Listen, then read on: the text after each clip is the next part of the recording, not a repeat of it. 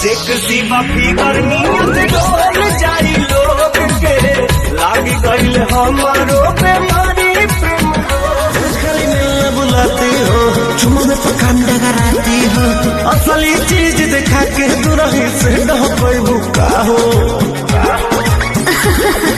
ना हो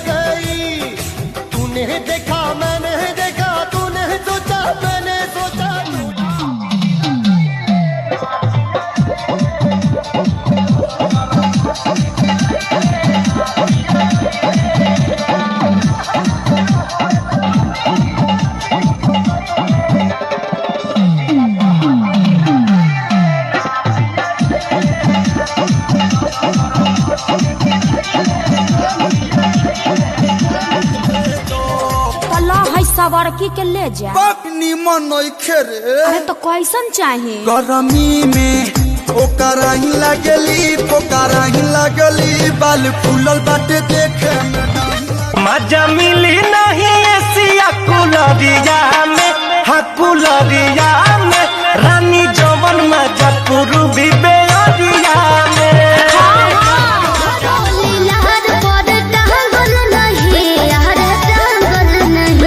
अरे तुम ही लिख लो। लिपस्टिक खराब होगा के बिगड़ल माई के दुलार है सनम। अच्छा पापा के बिगड़ल माई के दुलार है सनम। हम तुम्हारे हैं सनम हम तुम्हारे हैं सनम।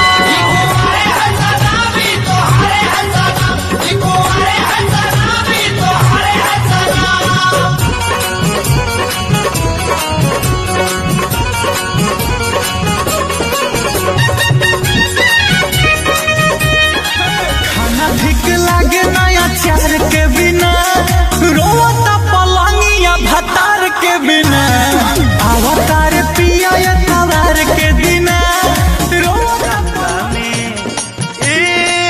साली जी हो अलहंगा में मरबूज ताला सली वाला बात आए हाय